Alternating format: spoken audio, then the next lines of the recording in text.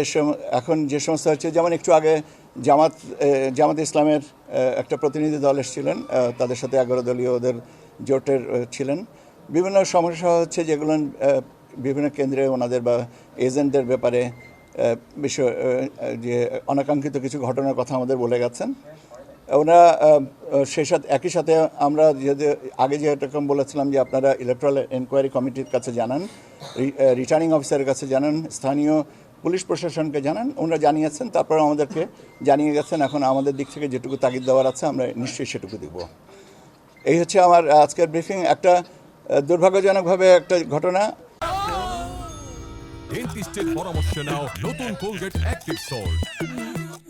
আমাকে কোর্ট করে একটা ফাইন্যান্সিয়াল একটা ইস্যুতে বলা হয়েছে, কোর্ট করা হয়েছে যে একটা ঊর্ধ্বসীমা আমি নাকি বলেছি যে 5 কোটি টাকা নিয়ে গেলেও কোনো অসুবিধা নেই। এটা বলার এখতিয়ার, অধিকার, ক্ষমতা আমার নেই এবং আমি এটা বলিনি।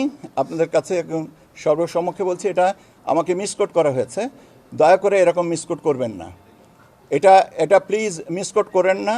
কারণ আমরা এখন একটা কি বলা যেতে পারে, একটা ভালো নির্বাচনের দ্বার প্রান্তে দাঁড়িয়ে যদি আমরা আমাদের এই অপতথ্য দিয়ে মানুষকে বিভ্রান্ত করি, সেটা অত্যন্ত দুঃখজনক হবে।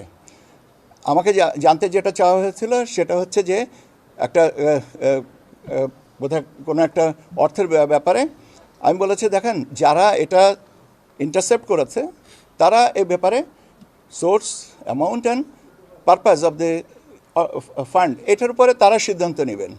That is the reason, that is the only thing I have said. এখন এটাকে যদি এখন দুর্ভাগ্যজনকভাবে মিসকোট করা হয়, সেটা আমার জন্যে অত্যন্ত অপমানজনক এবং আমি অত্যন্ত ক্ষুব্ধ এবং আমি আমার ক্ষুব্ধ প্রতিক্রিয়া আপনাদের মাধ্যমে জানাচ্ছি। এরকম অপতথ্য অনুগ্রহ করে দেওয়া থেকে বিরত থাকবেন। আপনাদের সবাইকে ধন্যবাদ।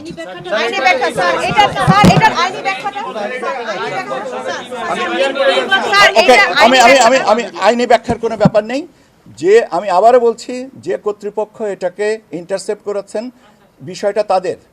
আমি কোনো আইনের ব্যাখ্যাটা তো তারা দিবেন যারা ইন্টারসেপ্ট করেছেন, আমি কেন দিব? আমার তো কোনো অধিকার আছে, আমার কি ক্ষমতা আছে? আমি কি বলতে পারি যে এত টাকা পর্যন্ত ঊর্ধ্বসীমা, বা এত টাকা নিতে পারবেন বা এত টাকা নিতে পারবেন না? কেন বলবো? আমার who am I to decide the amount upper limit and how do I say it? I do not have any authority. তো আইনের ব্যাখ্যার কি আছে? আইনের ব্যাখ্যাটা যারা ইন্টারসেপ্ট করেছেন তারা দিবেন, তাদের কাছে আইনি ব্যাখ্যা, আমার কাছে তো না। আপনারা যদি আমার কাছে আইনি ব্যাখ্যা চান তাহলে তো এটা আমার প্রতিও অবিচার করা হচ্ছে। আপনারা আবারও একই জিনিস করতেছেন। দয়া করে এই অপতথ্য সংস্কৃতির থেকে দয়া করে বেরিয়ে আসেন। আমাকে মিসকোট করার আগে দয়া করে এটা করেন না। আমরা একটু ক্রস চেক করে নিতে পারতাম, নাম্বার 1, সেটা হয়নি। দ্বিতীয় জিনিসটা হচ্ছে যে আমি আবারও আই রিপিট দ্য ওয়ার্ড, আমাকে মিসকোট করা হচ্ছে। এটা করেন না, অনুগ্রহ করে করেন না। 13 ঘন্টা বাকি ইলেকশনের একটা ভালো